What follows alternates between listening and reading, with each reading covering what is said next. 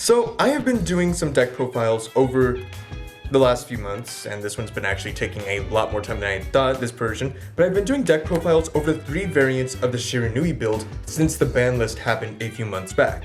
And while some things have happened in the ban list and all the things and the skibbity bops and whatevers, one thing is for sure, this deck is not as strong as it used to be. However, I do believe with some potential skill of playing the game, some just understanding of the build, you can find a pretty decent build for all 3 versions. And today, we are going to be covering the base Shiranui version with, of course, the Premium Collection Stride.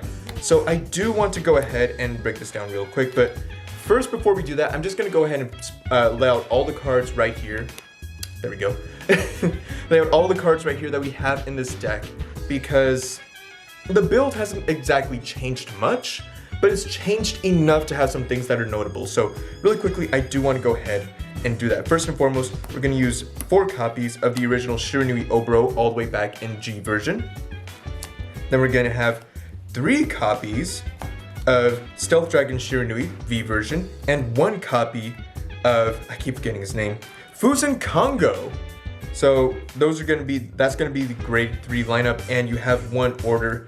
I have been using 4-bit doll surrogate. I think that it's very good to search out both these copies. However, you could also swap this out for Bracing Angel Ladder. It's still a really good card and still very viable. Grade 2s, we're going to go ahead and use 4 copies of Sengeki. There we go. 4 copies of Sengeki. Move this up, move this up, move this up as well. Sengeki. And we only have, strangely enough, and we have 2 copies of Sekiye and only 3 copies of Furai, but we also have 3 copies of Genkai, all of which from the, well, this is from the V format of the game, and the rest of these are from the D format of the game. On the grade 1s, we have, of course, Elementary Sanctitude, 2 Hanui, 2 of Meigetsu. This is a card that I'm kind of iffy on, I believe. I can probably explain that in a bit. 3 of Karakitsune, and 4 copies of Unin, our target ride. Move this up again, move it all up, I say, move it up. It's very beautiful, very nice, true story, very large, very okay. For the trigger lineup, we have, of course, 1 of Modai, well, not a trigger, but hey, it's our starter. And then we also have 1 Drag Beta, 3 Perfect Draws, 4 of Aizen. Actually, you know what? Let me go ahead and just adjust this a little bit. Oh yeah, this is looking way neater already, yep. I am a massive dork, and I like card games, massive dork of card games, 4 copies of Noroi, 4 copies of Noroi, massive dork of card games. And then this is where kind of the heal triggers kind of take a bit of a difference. We have only 1 Basara and 3 Mumio Kongo. The G zone is going to be something different, but we'll go ahead and just cover the main deck as it stands out. So this is going to be the whole main deck laid out before you. I have some thoughts, opinions, and things of the sort.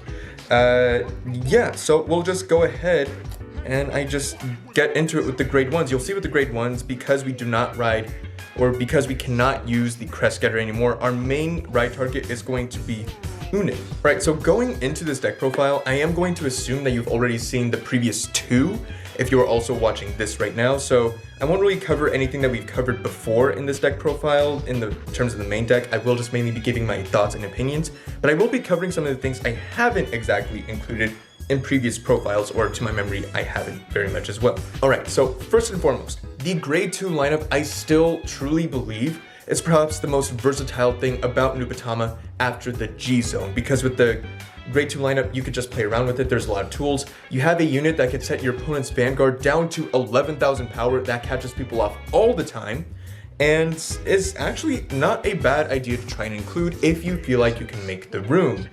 For example, you can take out 2 of him to include that unit in this deck, and it will definitely catch your opponent off guard, 100%.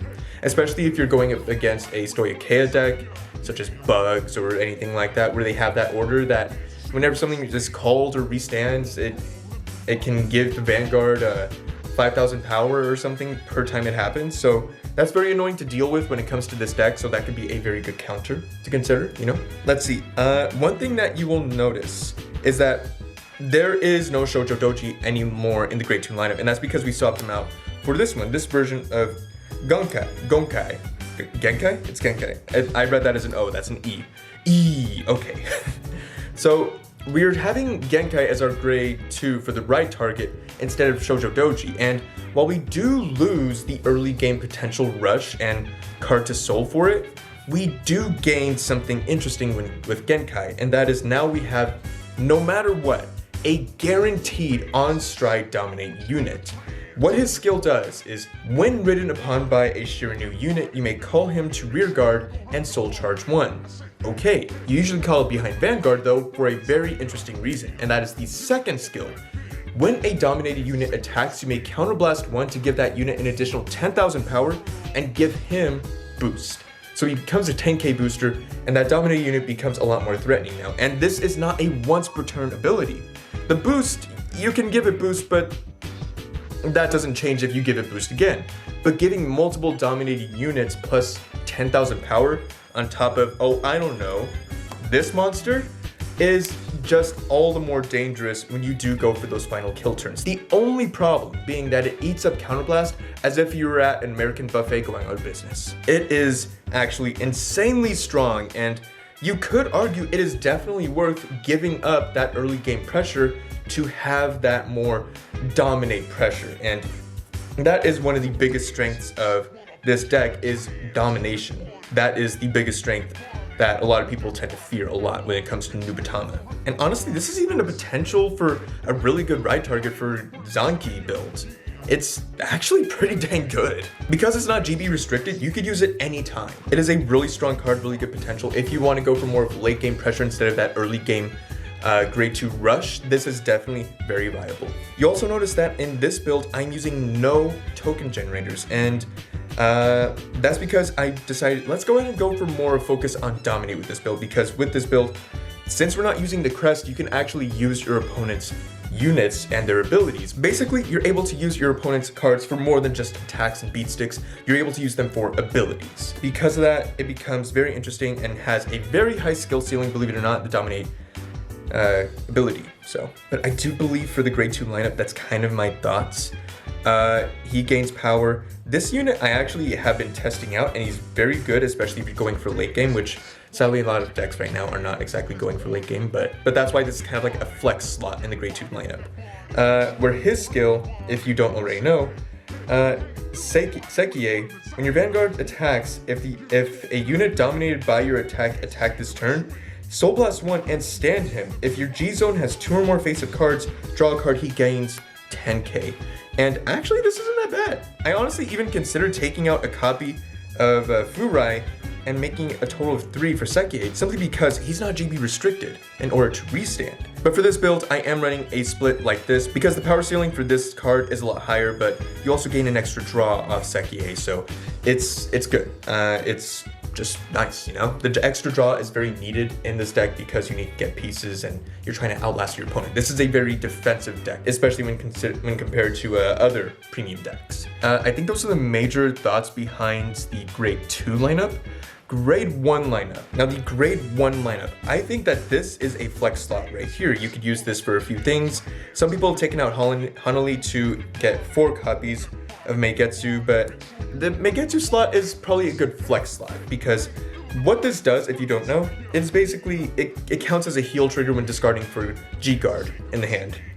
And also, when put on Guardian Circle from hand, remove a heal trigger from your drop, and this unit gains 10,000 power for every 2 cards in your opponent's hand. Pretty good defensive. It's actually pretty good, which is why a lot of people tend to use it. And also, if your opponent's hand has 4 or less cards, choose one of your Vanguards, and it gains plus 5,000 power until end of turn. So this sounds like a really strong card, and it pretty much is.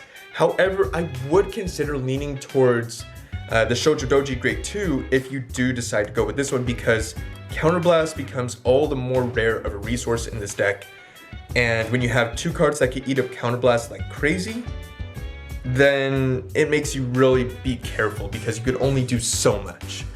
But the reason I say this is also a flex slot is because since this deck uses a counterblast like crazy, you actually have a grade 1 that could countercharge if you have no face-up cards in the damage zone. Why am I drawing a blank? I literally... Sakura Fubuki? Is that what it's called? I think it's called Sakura Fubuki. Maybe I'm just stupid. I think it's both. No, I think it's Sakura Fubuki, but I still think I'm stupid. Anyways, everything else in the grade 1 slot is fine, but this is going to be the flex slot. Do you want to run a grade 1 that forces your opponent to discard something so you have a call target for Genkai? You could use this. Would you rather lean towards this card that'll give you more defensive options as well as Gia Guardians? You could use this as well. Do you want a countercharger? This. Do you want something that can go to soul and draw? This. Do you want to call your grandmother? Not this. Call your grandmother and tell you love her. That's the grade 1 slot though. It hasn't really changed a whole lot. If anything, if you don't want to get rid of him, you definitely could probably get rid of the Karagetsune and replace it with something else, especially if you want to use the original G format one, so you could just search out the Shiranui from deck, no problems, no holds barred, or even either version. It's an option. It definitely is not something that is out of the question, but there's a lot to consider really with that, such as the shield value will be lower, but you'll also need a grade 3 in hand regardless, which if at that point you just want Unin anyways on Vanguard. But the grade 1 lineup kind of hasn't changed a whole lot. This is, in my opinion, one of the better lineups for grade 1 in this version of the deck. Let's see, triggers. So for triggers, it's pretty standard, pretty streamlined. You're going to find very similar triggers everywhere. If anything, the biggest differences you'll find are going to be with the heal triggers, and that would be I run a split of 1 Basara and 3 copies of Mumio Kongo. And this is because of just options. However, I have considered swapping one over to make it a 2-2 split. The reason I'm actually considering that is because Basara offers a really good option to countercharge and soul charge. And those are two resources. There we go. Those are two resources that are very important in this deck because it goes through resources fast if you don't watch it and you're not careful. So the counter charge that it offers is just really beneficial and really good, while as the defensive option for this card, for Mumio Kongo, is really good when going second. So once you get to grade 3 though, Mumio Kongo essentially is just the heal trigger that you discard for your G guards, whereas Basara offers that versatility of being able to countercharge or soul charge whatever you may need at the time. So honestly, I think a 2-2 split is the way to go for this build, and maybe other New Batama builds as well, but play with it as you see fit. That's mainly the build as it stands. Oh, for the grade 3 lineup, I haven't really talked about this very much. I actually do believe that as far as grade 3s go, Fuzen Kongo might be the finisher for the deck, but because of the setup you need to do in order to get that done, and because there are so many of just these OTK decks or these loop decks that don't want to play the game and just want to make you have a bad time, it may not be the place to go. In fact, the Virina, the grade 4 Virina, might actually be the thing to replace this, because the setup is just too much for, it could be a very big kill turn, but the setup is just too much at times. And oftentimes you will either heal out of it or you may die before you get a turn on 5 damage. So it's something you can consider. Let me go ahead and get this cleaned up, and we will talk about the G zone, the GG spot, as they may say.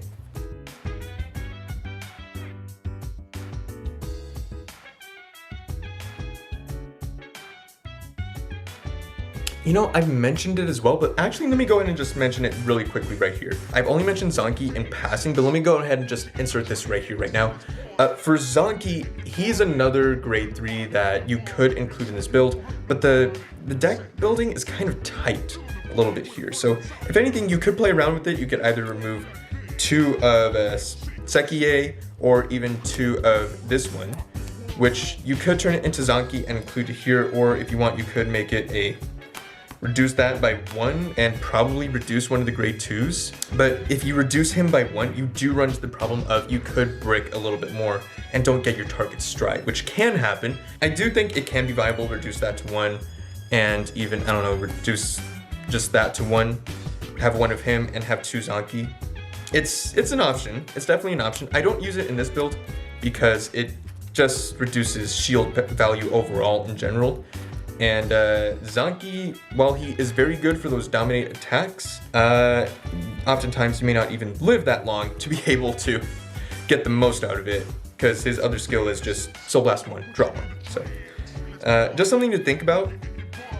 But he is very good for an offensive push, but this deck is focusing a little bit more on the defensive side. So G units, let's go ahead. I use one of the original Shiranui Mukuro. Yep, Mukuro. We have our target stride, 2 of Kitatsuraka, 4 of Rine. Actually, let me go ahead and organize this as they should be organized. The card that people usually use to play this for. 1 copy of Dogoku.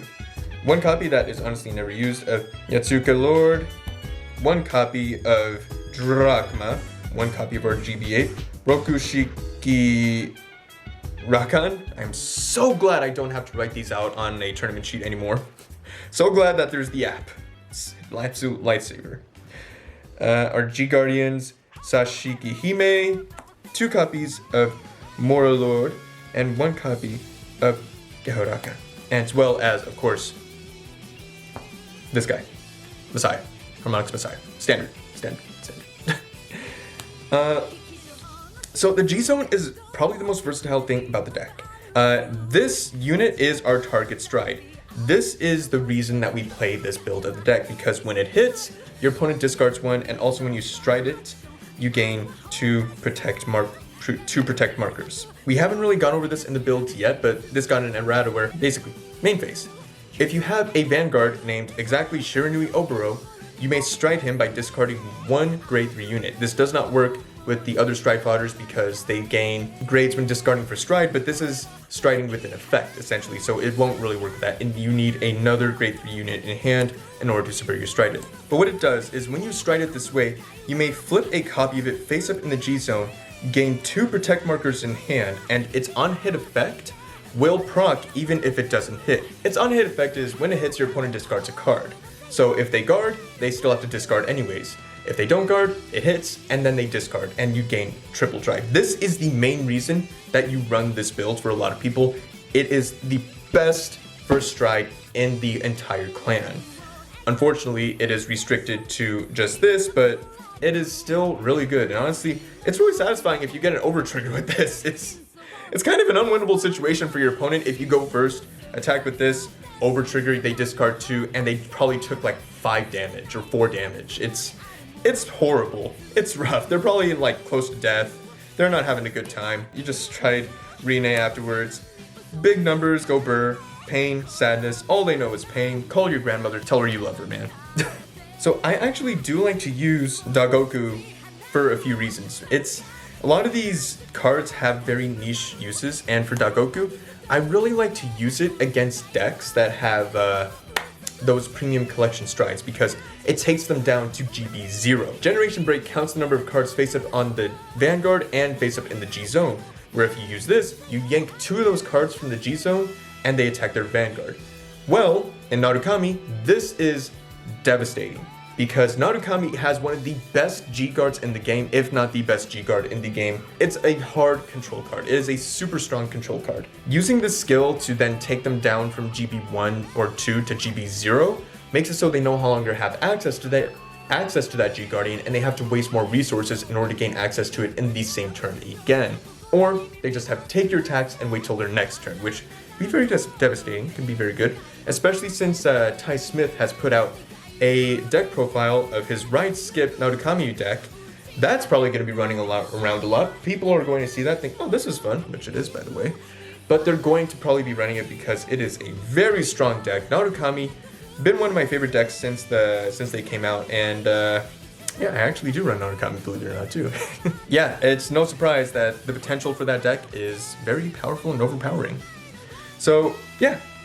So very good to kind of play against that, though that deck will probably kill this before it can get its second stride. Still, there's that. Anyways, for Yatsuko Lord, I do want to like it because I do think there's a lot of potential for this card to make some huge plays, to really draw a lot. And in this build, I think that it does have some potential, because it does put your opponent in that weird position of if your opponent calls them to rearguard, for each card they called, they discard a card. And for each card that was not called, you draw a card. So it can lead to some big things, but I get to see it really do any big game-changing things as I have with some of the other strides in the G zone. Drachma! We will not use Drachma. I have never once used Drachma in this build because the G zone is just too important. If anything, you want to switch him out for Gilgal, which essentially, we have not talked about Gilgal once in any of these deck profiles because he hasn't come up. But what he does is G-Zone. This card cannot be turned face up by abilities. If this card is face up, you stride basically for free. You don't discard to stride, you stride for free. But in order to stride him, you must discard a card that has the same name as your Vanguard, essentially. It is, yeah.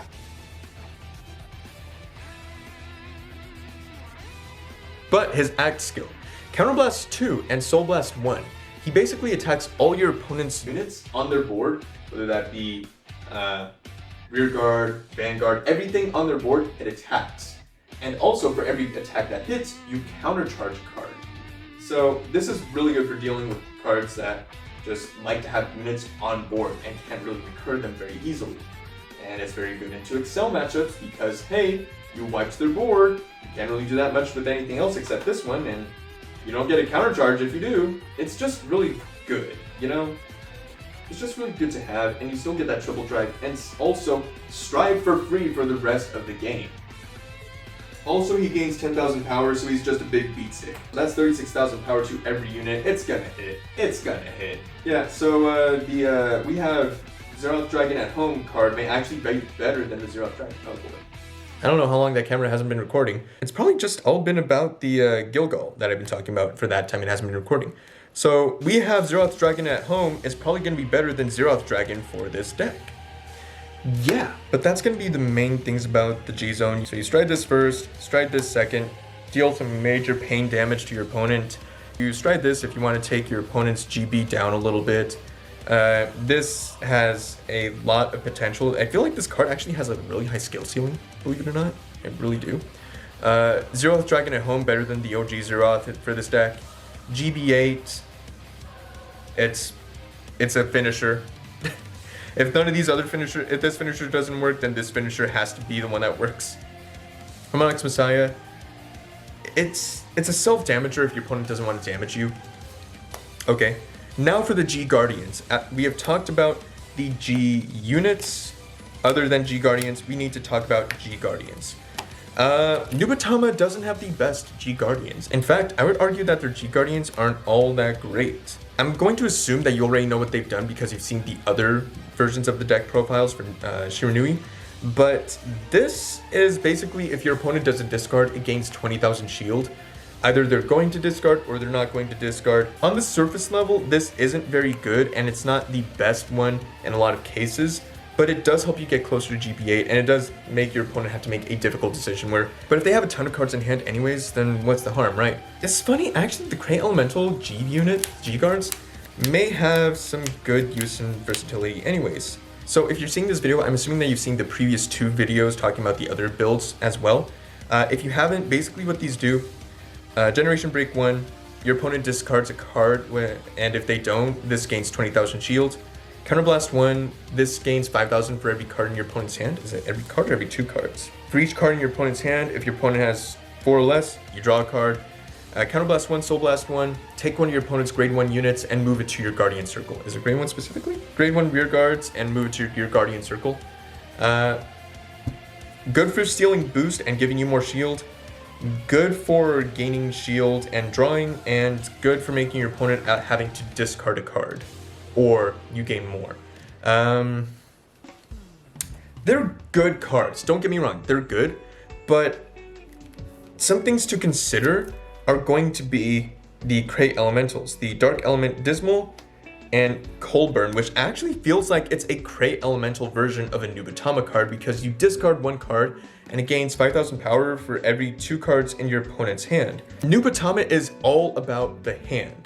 And this card seems like it's kind of built with that in mind. So if you feel like you want to take out any cards from the G Zone, maybe Yatsuko Lord might be one. If you want to take out the GB8 because you feel like it's never made a difference, then you could take that out and have 5 G Guardians instead. But if you have a format that attacks a lot of things at once, then maybe Dismal might be really good to use. Who knows? But we are probably entering a Narukami meta with that deck profile that has come up from Ty Smith, of course. But I do believe that as far as G units go, you have a little bit of wiggle room. Maybe you could take out one of the other G units and include 2 copies of this one. Maybe that will be the best for you. So you have 5 G Guardians. That's definitely one of the biggest strengths of Nupatama, is that the G Zone is very versatile and you have a lot of room, or you have a lot of things that you can play around with it. This may not be as good because Bracing Angel Ladder, as long as that is legal, you'll probably end up wanting to use that instead of Forbid Dull Surrogate in this deck. Actually, I do believe that Bracing Angel Ladder will be the way to go anyways, regardless. Even though Bracing Angel Ladder does not allow you to superior call things, regain board, or just regain, like, search your deck for things. I do think Bracing Angel Ladder is the way to go, just like with most other premium decks. If anything, Colburn could definitely be a good G Guardian to enter into this if you're playing into decks that are going to have massive hands, and there are going to be a lot of them. There are going to be a lot of them indeed. So Colburn, definitely something to consider. One thing to note, Grand Blue hard counters this deck. And this deck kind of doesn't die so much as when it goes into Grand Blue, but it does struggle severely. It flounders a lot, because this deck, the more experience you gain with it, then the more you're able to kind of play around things, and the more you can kind of outplay things. But it is a high skill ceiling deck. It can be very difficult to really get to those points where you can outplay a lot, but it definitely has a lot of potential if you're willing to really get into the nitty gritty and learn with it. But this is going to be the deck profile here. I haven't had much time to really play around with Colburn or really either of the Prey Elemental units, but I do think that there is a lot of potential for growth, or a lot of potential to play around. Like, there does seem to be just potential here to work with, but that's just my opinion. Anyways, thank you very much for watching. I really do appreciate it. Hope you enjoyed this video or the content within. I am going to actually be going over some other things about this deck in the future, or Nupatama as a clan in the future, and hopefully we can kind of get closer to getting to one of our final builds, because there is so much that you can play around with when it comes to the Nupatama clan. There really is. So yeah, that's kind of it. Thank you very much for watching, really do appreciate it. I hope you enjoyed this video or the content within. If you did, feel free to leave a like. Let me know your thoughts and opinions down in the comment section, down below, right down there. Just leave a comment there if you have any thoughts or opinions. I will be reading them, replying to them. I'd love to talk about it. Oh, is that one? Is that a crumb? That's a big crumb. Anyways, how did I not notice that? Look forward to seeing you all in the next video or stream of whatever I do, and as always, I am Pump Squatch. Goodbye.